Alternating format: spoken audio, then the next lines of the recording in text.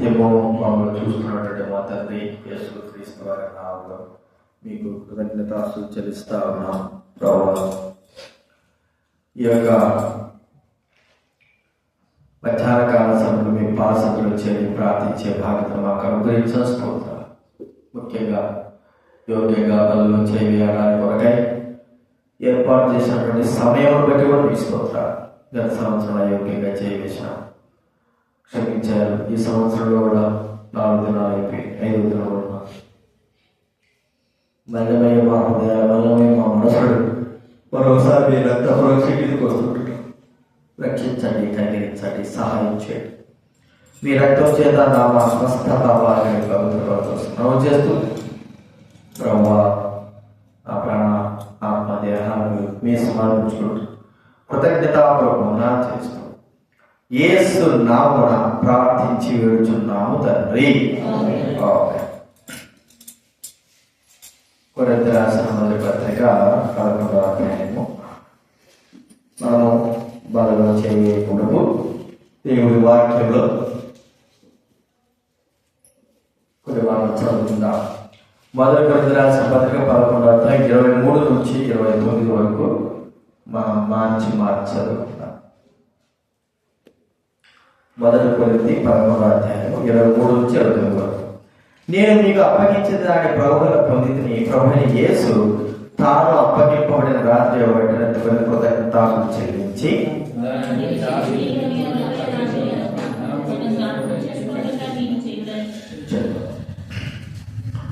ఆ ప్రకారమే భోజనమైన పిమ్మట ఆయన పాత్ర ఎత్తుకొని, ఈ పాత్ర నా రక్తమైన క్రొత్తమన్నాను. మీరు దీనిలో త్రాగునప్పుడల్లా నన్ను జ్ఞాపకం చేసుకుంటే నేను చేయడం చెప్పాను.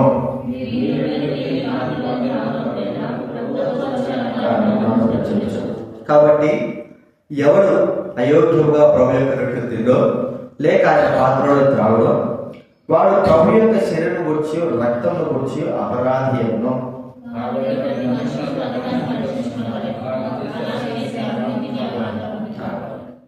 ప్రభువు శరీరమని వివేచింపక తిని త్రాగవాడు తనకు శిక్షావిధి కలుగుటకి తిని త్రాగుచున్నాడు. చాలు. అలాగే ఎఫెసీ పత్రిక 2వ అధ్యాయం 5వ అధ్యాయము 8వ వచనం. ఎఫెసీయులకు రాసిన పత్రిక 5వ అధ్యాయము 8వ వచనం దయచేసి చదువుకుందా. 5:8 వచనం. మీరు పూర్వమందు చీకటి ఉంది, ఇప్పుడైతే ప్రభునందు వెలుగై ఉన్నారు. అలాగే 2వ కొరింథీ 5వ అధ్యాయం 17వ వచనం అందరం చదువుతున్నారు. 2వ కొరింథీ రాసిన పత్రిక 5:17. 2వ కొరింథీ 5వ అధ్యాయము 17వ వచనం అందరం చదువుకుందా. కాగా ఎవడైనను క్రీస్తునందున్నడలా వాడు నూతన సృష్టి, పాతవి గతించి ఇదిగో క్రొత్తవాయెను. ఎవడైనా క్రీస్తునందు ఉంటే ఏమంట కానీ నూతన సృష్టి. నూతన సృష్టి అంటే పాతవికి లేవు క్రొత్తవి అనేటువంటి మాట మనం చూస్తా ఉన్నాం. అందుకే ఎపిస్ అంటాడు, ఎపిస్లో పౌలుడు అంటాడు, మీరు పూర్వవతి చీకటి జీవితం, చీకటి బ్రతుకు, చీకటి యొక్క మనస్సు, చీకటి ఆత్మ కలిగిన వారే ఉన్నారు. అయితే ఇప్పుడు మరి వెలుగై ఉన్నారు. ఈ వెలుగు ఎవరిది అంటే ప్రభువైన క్రీస్తుదే. ఆయన వెలుగు మనలో ఉండడం ద్వారా మనం వెలిగింపబడ్డాం. చీకటిలో నుండి ఆశ్చర్యకరమైన వెలుగు కలిగిన జీవితం కలిగిన వారంగా ఉన్నాం. అయితే మొదటి జీవితానికి ఇప్పుడున్న జీవితానికి ఏమైనా తేడా ఉందా అంటే మనం పరీక్షించుకుంటే ఏమీ తేడా కనబడినట్టు మనకు అనిపించదు. చూడండి, మొదటి జీవితానికి గత నెలలో కదా ఒక 4 రోజులు అయిపోయింది, కొత్త సంవత్సరం అయిపోయింది. ఆయన కొత్త సంవత్సరం వచ్చింది. పాత సంవత్సరంలో ఉన్న జీవితమే ఈ జీవితం ఇప్పుడు కూడా. పాత సంవత్సరంలో ఉన్నటువంటి నడవడికే ప్రవర్తన ఇప్పుడు కూడా. పాత సంవత్సరంలో ఏదైతే మనం కలిగి ఉన్నామో అది కూడా ఇప్పుడు కూడా ఉంది. అంటే ఎక్కడ మనం నూతనపరచబడ్డా, ఎక్కడ మనము మరి కొత్తగా చేయబడ్డా, ఎవరైనా క్రీస్తు నందు ఉంటే వాడు నూతన సృష్టి అని ప్రభువు చెప్తా ఉన్నాడు.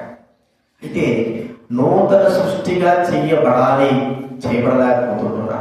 నూతనముగా పాత సంవత్సరంలో జీవించిన జీవితం కాదు, ఇప్పుడు క్రొత్త సంవత్సరంలో క్రొత్త అయిన జీవితం కలిగి ఉండాలా. ఇదే నూతన సృష్టి. అయితే మనం అలాగా జీవించలేకపోతున్నాం. కొంతమంది ఎలా ఉన్నారంటే పాత సంవత్సరంలో ఉన్నట్టుగా వారి జీవితాలు లేవు. వారు మార్చబడిన తర్వాత జీవితాంతం క్రొత్త వారైనట్లుగానే ఉన్నారు. మార్చబడ్డారు, జీవితాంతం క్రొత్త వారైన వాళ్ళు జీవిస్తున్నారు. వారి యొక్క జీవితము విధానం కూడా గమనిస్తే, అరే పాత వ్యక్తి ఇలా ఉన్నాడే, ఇప్పుడు అలాగే లేడే, ఇప్పుడు పూర్తిగా మార్చబడ్డాడు. ఒకరోజు 2 రోజుల జీవితాంతము కొత్తగానే కొత్త వ్యక్తి వలె తన జీవితం గడుపుతా ఉంటున్నాడు. మళ్ళా పాత యొక్క స్థితిలోకి తాను పాత జీవితం లేదు అన్నది మనం ఒకసారి గుర్తించుకోవాలి. చూడండి, బైబిల్ గ్రంథంలో ఒక వ్యక్తిని గురించి మనకు తెలుసు. ఆ వ్యక్తి చూడండి, ఆదికాండం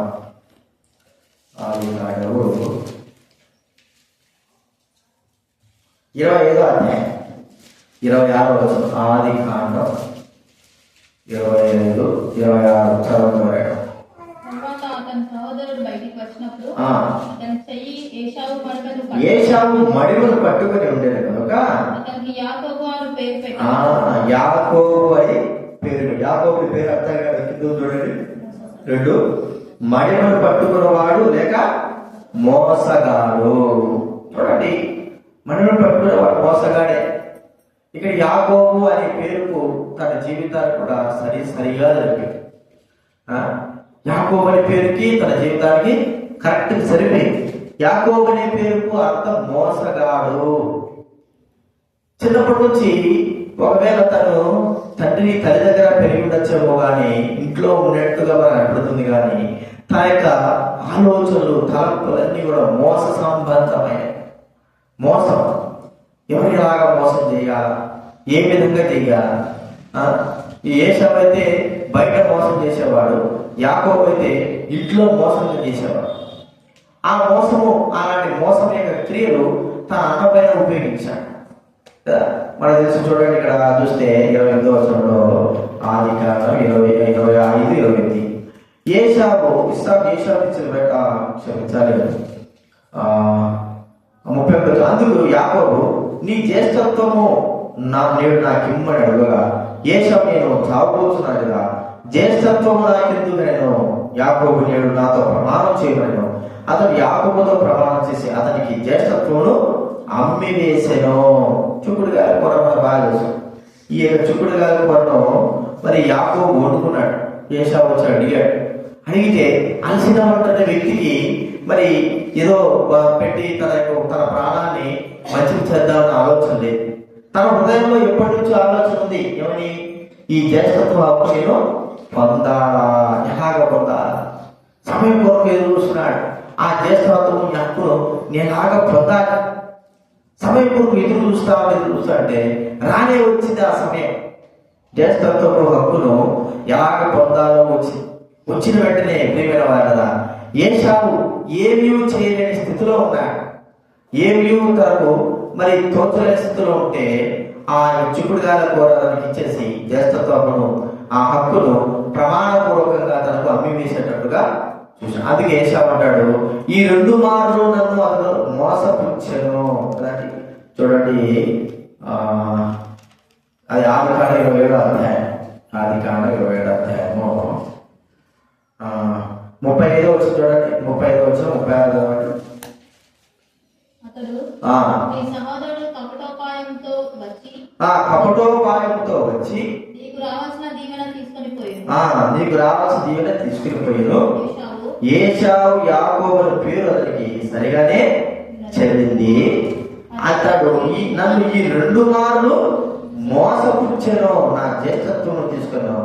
ఇదిగో ఇప్పుడు నాకు రావలసిన దీవెన తీసుకుని చెప్పి వానిక నా కొరకు మరి ఏ దీవెన మిగిల్చి ఉన్నాడా, ఉంచలేదని అడిగాడు. నాకు రావాల్సిన దీవెన ఈ 2 మార్లు మోసపుచ్చాడు. ప్రేమ వారి తండ్రిని మోసపుచ్చాడు. సరే, ఏశావుని మోసపుచ్చాడంటే అది తండ్రి మరి ఏశావుకు ఆ ఇస్సాకుకి కలుగనపడు. ఎవరో గుర్తుపడు, స్వరం వింటేనే తను గుర్తుపట్టగలుగుతున్నాడు. అలాంటి స్థితిలో ఉంటున్నాడు. అప్పుడు మరి రిబ్కా ఏం చేసిందంటే తన తల్లి ఆ ఏశావు కూడా బట్టలు వేసేసి మరి ఏశావుకు రావాల్సిన దీవెనను కముదోపాయంగా యాకోబుడు మరి తన తండ్రి దగ్గరికి వెళ్ళి కూడా పొందినాడు. మోసపూరితమైన జీవితము యాకోబులో ఉంది. చూడండి, చిన్నప్పటి నుంచి మనం చూస్తే యాకోబు అనేటువంటి మాట మనం చూసుకుంటున్నాం. మరి యాకోబు అలాంటి మోసపూరితమైన జీవితం కలిగిన వాడు. పేరుకు అర్థమదే, జీవితం కూడా అలాగే ఉంది. అయితే ఒక దినాన ప్రభువు తనను దర్శించినప్పుడు, ఒక దినాన దేవుడు తనను దర్శిస్తే తన జీవితం పూర్తిగా మార్చబడింది. చూడండి, ఆదికాండం 28వ అధ్యాయంలో 12వ వచనం చదవండి. అప్పుడు అతడు ఒక కల కనెను. అందులో ఒక నిచ్చెన భూమి మీద నిప్పబడి ఉండెను. దాని కొన ఆకాశం నంటెను. దాని మీద దేవుని దూతలు ఎక్కుచూ దిగుచూ నుండి. చాలా ఇక్కడ ఇంకోటి మాత్రం 16వ వచనం. యాకోబు నిద్ర తెలిసి నిశ్చయముగా యెహోవా ఈ స్థలమున ఉన్నాడు, అది నాకు తెలియకపోయేననుకొని భయపడి, ఈ స్థలము ఎంతో భయంకరము, ఇది దేవుని మందిరమే కానీ వేరొకటి కాదు, పరలోకపు గవిని ఇదే అనుకునేను. ఇది వేరొకటి కాదు, పరలోక గవిని ఇదే. ఆ దినాన తాను నిజముగా దేవుడికి మరి లొంగిపోయిన వాడుగా, తన మనసు మార్చబడిన వాడుగా చూస్తా ఉంటున్నాం. ఆ దినం మొదలుకొని చూడండి, ఇది దేవుడి మందిరమే కానీ వేరొకటి కాదు. భయపడిపోయిన తర్వాత దేవుడి దగ్గర తన యొక్క చేష్టలు, లేకపోతే పాపం చేష్టలు పనిచేయవు, లేకపోతే తన దగ్గర దేవుడి దగ్గర నా యొక్క పునరుద్ధం, నా యొక్క పరిస్థితి మోసం చేష్టలు పనిచేయడం గుర్తించాడు. ప్రియమైన వారు, మనసును మార్చుకున్నాడు. యాకోబు ఏమైపోయాడంటే ఇశ్రాయేలుగా చేయబడ్డాడు. ఇప్పుడు యాకోబు జీవితంలో ఎలాంటి యొక్క ఆ మోసపూరితమైన జీవితం కనబడడం లేదు. చూడండి, మనం చూస్తే ఇదే ఆదికాండము 30వ అధ్యాయము చూడండి,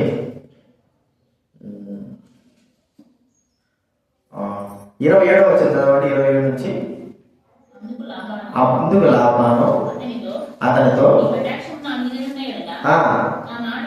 నా మాట వినుము, ఆశీర్వదించని శకునం చూచి తెలుసుకున్నాడు. ఎప్పుడైతే యాకోబు లాబాను వచ్చిన తర్వాత అన్నిసార్లు లాబానే యాకోబును మోసం చేశాడు కదా. 7 సంవత్సరాలు నా కొడుకుని రాహేలుకి ఇచ్చి పెళ్లి చేస్తా అన్నాడు. అన్నమాట ప్రకారంగా యాకోబు లాబా నిలవలేదు. మరి పెళ్లి చేసిన తర్వాత రాత్రి మోసం వచ్చి లేయా నుంచి పెళ్లి చేశాడు. అయినా యాకోబు ఏమి మరి ఆ దిగులు చదవలేదు. అరే, నేను మోసపోయినా కదా, వెళ్ళిపోవాలి కదా అని అనుకోలేదు. ప్రియమైన వాళ్ళారా, తన దగ్గరే ఉండి మళ్ళీ 7 సంవత్సరాలు మరి నిజాయితీగా ఉండి తను మరి రాహేలు ఆయన వివాహం చేసుకున్న వాడు చూస్తున్నాడు. ఎంతో మంది పెడదారు దిగేవారు అంట, ఎంతో మంది మోసం చేసేవారు అంట. మోసం చేయడం ఎంతసేపు మోసం చేయొచ్చు, లాభాలు మోసం చేయొచ్చు, ఏమొక పెద్ద పని ఏం కాదు. కానీ యాకోబుతో ఎప్పుడైతే దేవుడు మాట్లాడాడో అప్పుడు యాకోబు తన పరిస్థితి, తన జీవితం సంపూర్ణంగా మార్చబడింది. మొదటిగా ఉన్నట్టు కాదు. మన జీవితం అయితే మొదటిగా ఎట్లుందో ఇప్పుడు కూడా అట్లే ఉంది. మొదటి జీవితం ఎట్లా ఉందో, పోయిన సంవత్సరం ఎట్లుందో ఇప్పుడు కూడా అలాగే ఉంది. మార్చబడలేనటువంటి మన జీవితము ఒకసారి గుర్తించుకుందాం. అంత మాత్రం కాదు, లాభాలను మరి 10 సార్లు తన జీతాన్ని మార్చాడు. 10 సార్లు మారిస్తే 10 సార్లు కూడా మౌనంగానే ఉన్నాడు. 10 సార్లు మౌనం ఉన్నాడు. ఇంకా మరి ఇక్కడ ఎన్నో ఆ గొర్రెలు రావాల్సింది, ఎడ్లు రావాల్సింది, పశువులు రావాల్సింది, వాటన్నిటిని మోసం చేశాడు లాభం. అయినా కూడా మౌనం ఉన్నాడు. తాను మోసం చేయలేదు, అతను చేశాడు కదా అని తనేమో మోసము చేయలేదు. దేవుడే తన చేతి యొక్క కష్టాన్ని గుర్తించి అభివృద్ధి చేసిన వాడుగా చూస్తా ఉంటున్నాం. ప్రియమైన వాడుగా మనం చూస్తా ఉంటే యాకోబు మార్చబడ్డాడు, ఇశ్రాయేలు నూతనత్వం చెందినాడు. అంటే యాకోబులా ఉంటే ఏం విషయం జరిగేదో తెలియదు, కానీ యాకోబులా ఉంటే దీవెన పొందేవాడు కాదు. యాకోబు ఇశ్రాయేలుగా మార్చబడ్డాడు. ఇప్పుడు మనము మొదటి జీవితంలో ఉంటే దీవెన ఉంటాం, మొదటి జీవితంలో మన జీవితం ఉంటే గత సంవత్సరంలో ఉన్నట్లుగా మనం జీవిస్తే మనకు దేవుడికి సంతోష పెట్టేవారుగా ఉండాలి. ఇప్పుడు మార్చబడినటువంటి అనుభవంలోకి గత సంవత్సరం కంటే ఈ సంవత్సరం ఏం కాదు, మార్చబడాలి. అది మనం దేవుడు మనసు కోరుకుంటే ఎప్పుడు అప్పుడున్నట్టుగానే. ఒకవేళ మనిషి శరీరాలు మార్చకపోవచ్చేమో కానీ మనిషి యొక్క వ్యక్తిగత, మనిషి యొక్క నడవడిక, మనిషి యొక్క ప్రవర్తన మార్చబడాలా. గతం ఉన్నట్లుగా పాప సంబంధమైనది కాదు, దేవుడి విరోధమైనది కాదు.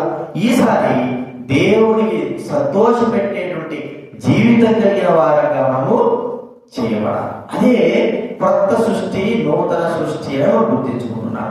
అంత మాత్రమే కాదు, రెండో వ్యక్తి ఒకటి మనం చూస్తాడు. యాకోబు ఎలా మార్చబడ్డాడు? ఇశ్రాయేలుగా మార్చబడ్డాడు. పూర్తిగా తన జీవితం అంతా కూడా మార్చబడింది, తన ప్రవర్తన అంతా కూడా మార్చబడింది. ఎప్పుడైతే దేవుడు తను దర్శించాడో అప్పటి నుంచి తన ప్రవర్తన జీవితంలో మార్పులు మనము చూస్తుంటున్నాం. అలాగే ఉన్నాడా? పాత జీవితంలోకి రాలేదంటే ప్రార్థన జీవితంలోకి తాను ఇక రాలేదు అని మనం గుర్తించాలి. ఇది మనం చూస్తున్నాం. రెండోది మనం చూస్తామంటే యెహోషువ రాశారు. యెహోషువ రాశారు.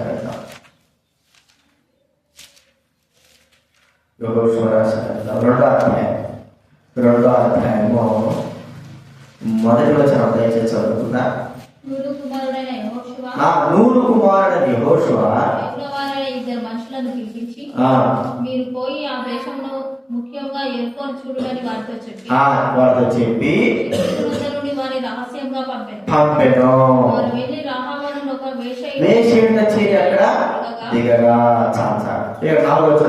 ఆ స్త్రీ ఆ ఇద్దరు మనుషులు తోడుకుని వారిని దాచిపెట్టి, మనుషులు నా యొద్దకు వచ్చిన మాట నిజమే, వారు ఎక్కడి నుండి వచ్చిన నేను చీకటి పడుతుండగా గవిని వేయబడు వేలను ఆ మనుషులు వెలుగులికి వెళ్ళింది, వారు ఎక్కడికి పోయిరో నేను ఎరుగను, మీరు వారిని శీఘ్రంగా తెలిపిరా పట్టుకుందురా. నేను ఇశ్రాయేలీయులు మరి ఎరుకో స్వాధీనం చేసుకోవడానికి వారు వస్తూ ఉంటే ఇంకా ఆ ఎరుకోలోకి రాలేదు. ఎరుకోలోకి రాకుండా యోర్దాను దాట ఇద్దరు వీరుల వారిని పంపించినప్పుడు వారు ఎరుకోలో ప్రవేశించి ఆ గదిలోకి ప్రవేశించిన తర్వాత చుట్టూ చూశారు. ఎరుకో గోడ పైన రాహాబు అనేటువంటి ఒక వ్యక్తి, స్త్రీ, వేశ్య అనే స్త్రీ, తాను ఎరుకో గోడపై చిన్న ఇల్లు కట్టుకోవడం, ఆ ఇంట్లో ప్రవేశించాడు. మరి అక్కడ కొంతమంది విచారణ చేస్తే ఎవరు మరి వేగుల వారు వచ్చినారు, ఇక్కడికి వచ్చి ఈ దేశాన్ని వేగులు చూడడానికి వచ్చారని విచారణ చేస్తే ఆ వేశ్యలోకి ఇద్దరు పోయినారు అని చెప్తే సైకిల్ వచ్చారు. ఇద్దరు వచ్చారంట కదా, ఎవరు తీసుకురా బయటకంటే అయ్యా వచ్చిన వారు నిజమే, కానీ వారు వెంటనే ఆ గదిని ఆ ముఖద్వారం వేయబడక మునిపే వాళ్ళు దారి వెళ్ళిపోయినారయ్యా. వారు వెళ్ళిపోయి చాలాసేపు మీరు తలుపుకున్నారా, ఖచ్చితంగా కలుసుకుంటారు. చూడండి, తను వేశ్య, ఒక పాపం జరిగించే స్త్రీ, తన దేశానికి మేలు చేయవలసిన స్త్రీ. అయితే తన దేశము నిజదేవుడైన వ్యక్తికి మరి తాను ఆ దేశమంతా కూడా అప్పగింపబడుతుంది, కట్టించడానికి చంపబడతారు అని తెలుసుకున్న వ్యక్తి. అంటే దేవుని యొక్క గొప్పతనము, దేవుని యొక్క మహాత్మ్యము తాను గ్రహించిన వ్యక్తి. ఈ గ్రహింపులో తనకు దేవుని గురించి, దేవుని యొక్క ఆజ్ఞల గురించి, దేవుని యొక్క కట్టడ గురించి తెలిసి ఉండొచ్చు. అందులో ఒకటి ఏంటంటే వ్యభిచారము చెయ్యకూడదు అనేటువంటి మాట తను విండొచ్చు. అప్పుడు తన జీవితంలో తన పాపముల గురించి తన పశ్చాత్తాపడిందిగా చూస్తా ఉంటున్నా. సరే, ఆ దేవుడు లేని వారు ఆమెను ఎవరో బోధించారా అంటే బోధించుండొచ్చు, ఏమో చెప్పుండొచ్చు. ఆమె మరి తన జీవితంలో మనసు మార్చుకున్నది, తన పాపము యొక్క మనసును మార్చుకున్నది. ఎందుకంటే నిజ దేవుడికి భయపడింది. ఆమె లోకానికి, లోపల ఉన్న ప్రజలకు, రాజులకి, అధికారులకి, వారికి కాదు భయపడి. దేవుడికి భయపడింది చెప్పండి, నిజ దేవుడికి భయపడి. దేవుడికి భయపడి ప్రజలందరూ కూడా దేవుడికి భయపడుతున్నారు. నిజ దేవుడికి భయపడమే కాదు, ఆమె జీవితం కూడా ఏమైపోయిందంటే పరిపూర్ణంగా మార్చబడింది. రాహాబు వేశ్య ఇప్పుడు దేవుని యొక్క బిడలతో చేరి దేవుని సంఘంలో, దేవుని మరి యొక్క ఆ సమాజంలో చేరిన వ్యక్తిగా చూస్తా ఉంటున్నాం. చూడండి, ఇదే యెహోషువ గ్రంథంలో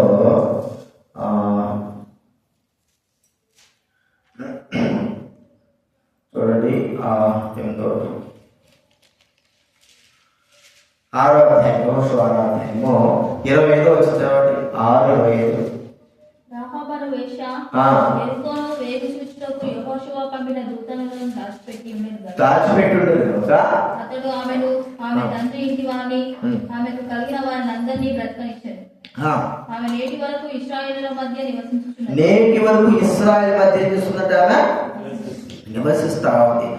ఆమె నివసించడమే కాదు, గత దినాల్లో తాను పాపం సంబంధంగా జీవించిన జీవితము ఇక జీవించదలుచుకోలేదు.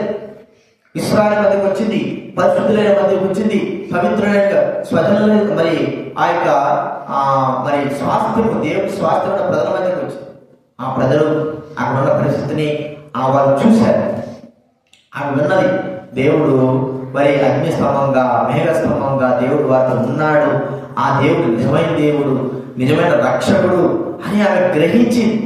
అలాంటి దేవుడి దగ్గర నా పాపం జీవితం ఉంటే నశించిపోతాను, నా జీవితం మార్చుకోవాలి, నా జీవితం నిజదేవుడు ఆయనే అని ఆమె గుర్తించి తన జీవితానంతా కూడా పూర్తిగా మార్చేసుకుని పవిత్రంగా జీవించాలని తీర్మానం చేసుకుని ఇశ్రాయేలు మధ్య నివసించడానికి కోరుకుని ఇశ్రాయేలు మధ్య ఉన్నది. ఆ ఇశ్రాయేలు మధ్య ఉంటే ఆమె జీవితం ఎలా ఉంది? పాప సంబంధంగా ఉన్నట్టు లేదు. ఆమె పవిత్రంగా జీవించడానికి కోరుకుంది. అంటే మొదటగా ఉన్న తన జీవితం ఇప్పుడు ఏమైపోయింది కాబట్టి మార్చబడింది. మొదటున్న జీవితం లాంటిది కాదు, మొదటున్న జీవితం కాదు. ప్రభు దగ్గరకు వచ్చిన తర్వాత, ఆయన ప్రజల్లో చేరిన తర్వాత తన జీవితం పూర్తిగా మార్చబడిన తర్వాత ఆమె ఒక వ్యక్తిని వివాహం చేసుకున్నారు. ఇశ్రాయేలుని యూదా గోత్రానికి సంబంధించిన వ్యక్తిని వివాహం చేసుకొని ఆ వ్యక్తి ద్వారా ఓబేదు అనేటువంటి ఒక వ్యక్తి ఇచ్చాడు. యెషై తండ్రి అంటే దావీదు తండ్రి అంటే యెషై తండ్రి అనేటువంటి ఓబేదు. అనగా ఆమె ఆ వంశంలో నుంచే యేసుక్రీస్తు ఈ లోకంలోకి రావడం చూస్తుంటాం. చూడండి, రూతు గ్రంథం 4వ అధ్యాయం. రూతు గ్రంథం 4వ అధ్యాయం 4వ అధ్యాయము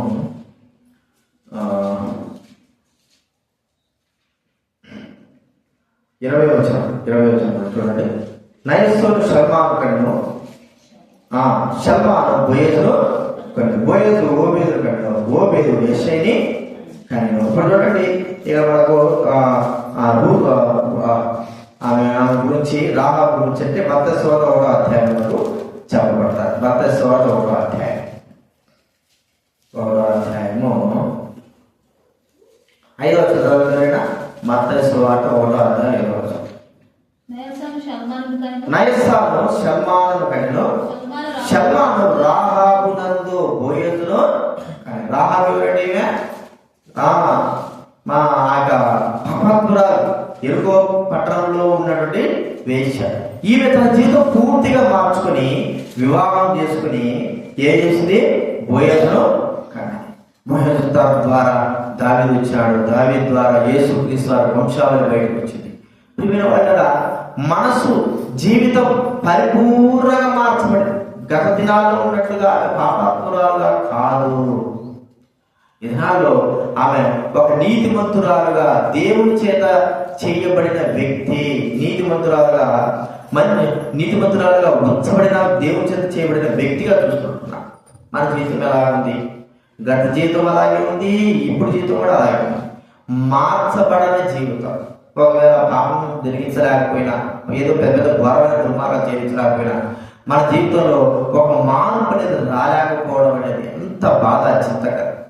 ఎన్నిసార్లు దైవ బిడ్డలైన వారు చెప్పినా, దేవుని వాక్యం చెప్పినా, మనలో మన ప్రవర్తనలో ఎంత మాత్రం మార్పు రావడం లేదు. సరైనటువంటి సమయం మనం గుర్తించలేకపోతున్నాం, సరైన దినాన్ని గుర్తించలేకపోతున్నాం. దేవుని సన్నిధికి మనము భయభక్తులు కలిగిన వారంగా రాలేకపోతా ఉంటున్నాం. మార్పు రావడం లేదు. 2024 ఎట్లుందో 2025 కూడా అలాగే ఉంది. అయితే రాహాబుని వేసి ఎలా ఉంది? అంత దినాల్లో ప్రభువు నమ్మకం ఉండిపోతాను వేసిగా ఉన్నది. ప్రభువును దేవుడు తెలుసుకున్న తర్వాత ఇప్పుడు ఆ యొక్క పాప జీవితం తాను వదిలిపెట్టి దేవుని యందు విశ్వాసం నుంచి నీతిగా, సత్యంగా, నీతిమంతురాలుగా, పవిత్రురాలుగా తాను జీవించగలుగుతూ వచ్చిందని మనం చూస్తాం. ఇది మనసు మార్చబడడం. అలాంటి జీవితం కలిగి ఉంటే మనము బల్లో యోగ్యంగా చేయవచ్చు. అంత మాత్రమే కాదు, మరో వ్యక్తులు మనం చూడొచ్చు. చూడండి, ఫిలోమోను రాసిన పత్రిక. ఫిలోమోను ఒనేసిము గురించి మనం కూడా చూస్తాం. ఫిలోమోను రాసిన పత్రికలో 1వ అధ్యాయం 11వ వచనం చదవండి. బైబిల్ ఫిబ్రి పత్రిక ముందు ఉండాలి. అతడు మునుపు నీకు నిష్ప్రయోజనమైన వాడే గాని ఇప్పుడు నీకును నాకును ప్రయోజనకరమైన వాడా. నాకును ప్రయోజనకరమైన వాడే. ఒనేసిము గురించి మనం ఇక్కడ చూస్తుంటున్నాం. ఫిలోమోను దగ్గర ఉన్నటువంటి ఒక దాసు చరిత్ర చెప్పే మాట. ఆ దాసుడు ఏం చేశాడంటే ఫిలోమోను దగ్గర ఏదో దొంగిలించినాడు, ఏదో ఒక నష్టం జరిగించి తాను ఫిలోమోను దగ్గర నుంచి పారిపోయిన వాడుగా చూస్తా ఉన్నాడు. ఈ పారిపోయిన నేపథ్యంలో ఈ ఒనేసిము తన జీవితం మార్చుకోలేదు కాబట్టి తిరిగి తాను మరి ఆ జైలు పాలైనాడు. సైనికులు దొరికినాడు, తప్పు చేశాడు, ఎక్కడో తప్పు చేశాడు, జైలు పాలు. ఆ జైల్లో ఉన్నాడు అపోస్తలుడైనటువంటి పౌలు దగ్గర ఉన్నాడు.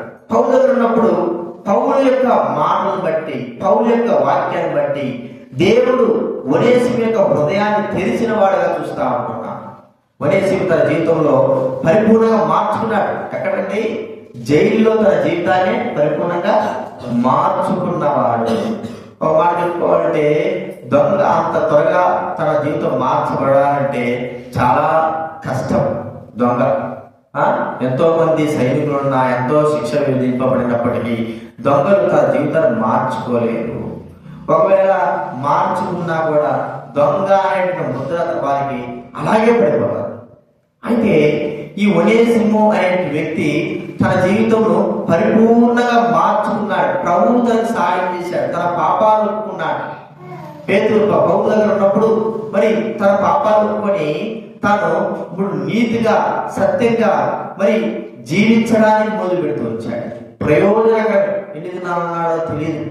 ఒనేసిము జైల్లో తాను మరి పౌలు దగ్గర నమ్మకంగా విధేయతగా మరి తాను జీవిస్తూ వచ్చాడని మనం చూస్తా ఉన్నాం.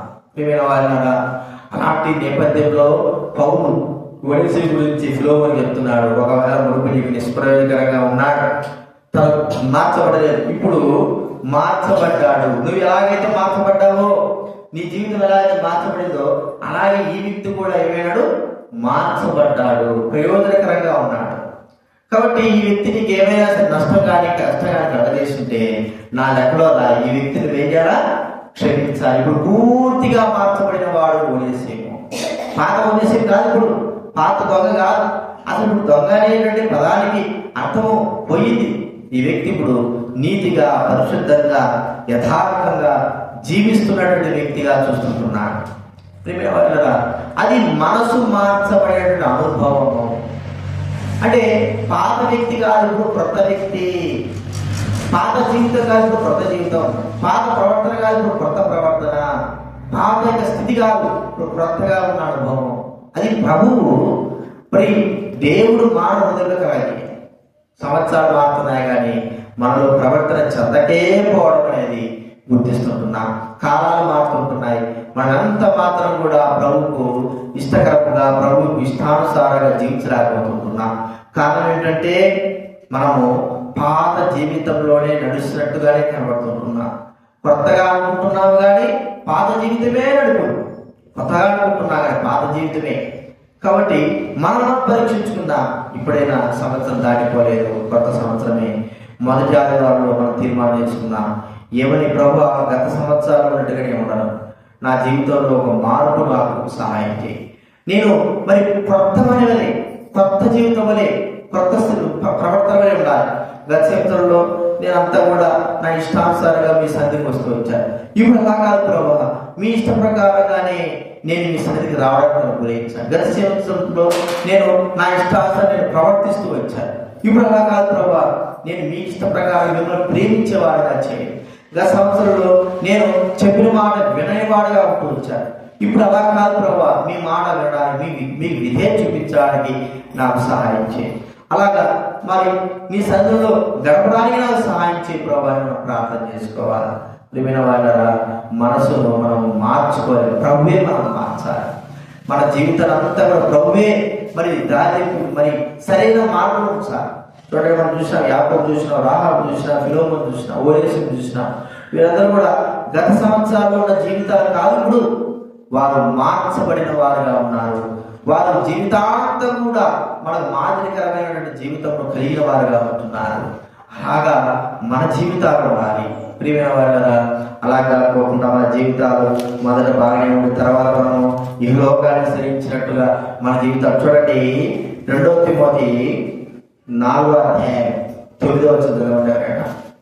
ఆ దేవా గురించి మనం చూసుకుంటున్నాం. దేవా యుగలోకాన్ని స్నేహించి నన్ను విడిచి ఎక్కడ వెళ్ళాడండి? తెస్సలోనికకు వెళ్ళాడు. చూడండి, అదే ఫిలోమోను రాసిన పత్రిక 1:4 దేవా ఉన్నాడా? ఫిలోమోను రాసిన పత్రిక 1:4 చూడండి, 1:24 దేవా ఆ ప్రాంతంలో ఉన్నాడు.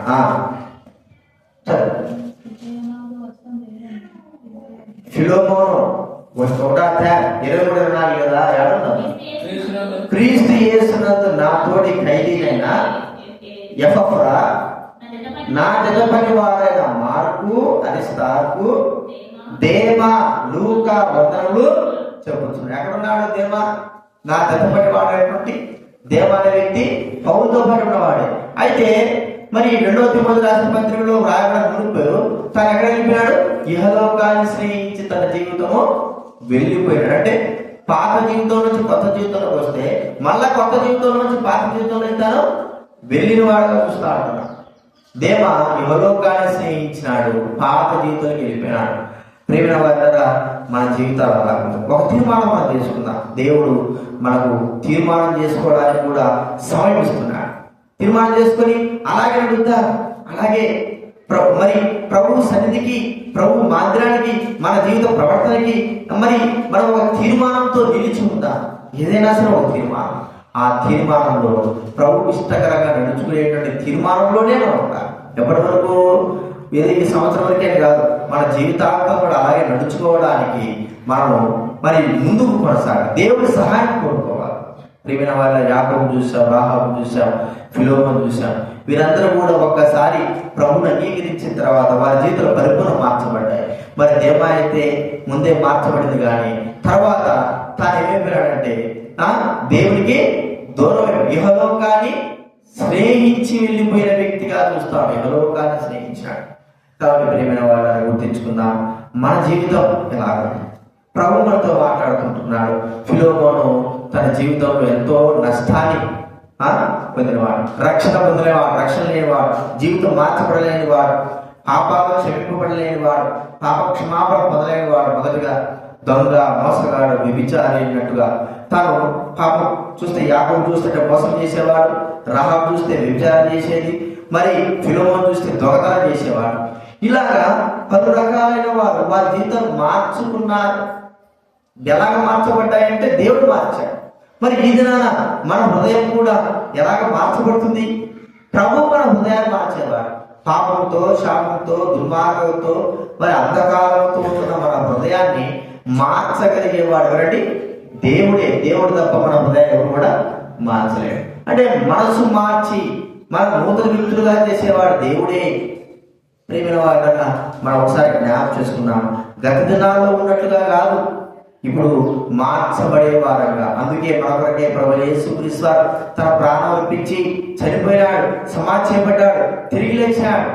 మనందరి పాపను క్షమించి మనల్ని నూతనమైన వ్యక్తులుగా, నూతన సృష్టిగా మనం చెయ్యాలని కోరుకోవడం ఆయన యొక్క గొప్పతనం. కాబట్టి నూతన సృష్టి, నూతనమైన వారంగా, ప్రభువుకు ఇష్టకరమైన వారంగా, ప్రభువును ప్రేమించే వారంగా, నీతితో, యథార్థతతో, సత్యంతో జీవించే వారంగా చేయాలన్నదే దేవుని యొక్క కోరిక. అందుకొరకే మన కొరకే ఆయన ప్రభువైన దేవుడు చనిపోయాడు. కాబట్టి ఆ ప్రభువైన యేసునందు విశ్వాసం మన జీవితంలో మారుతుంది. మన జీవితం పూర్తిగా మార్చబడుతుంది. పాత సంవత్సరం నుంచి కొత్త సంవత్సరం మనం ఎలాగైతే వచ్చామో, పాత జీవితం నుంచి కొత్త జీవితంలో మనము మార్చబడతాం. ఇక ఇప్పుడు కూడా మన జీవితం అలాగే ఉంటుంది. అలాగా ఉండడానికి మనం ప్రభువుతో మనము మన పాపాలను క్షమించు ప్రభు అని వేడుకొని విడిచిపెట్టడం ద్వారా దేవుడు గొప్ప కృప చూపి మన నూతనమైన వారుగా చేసేవారుగా ఉంటాడు. ఈ విషయాన్ని జ్ఞాపకం ప్రార్థన చేసుకుందాం.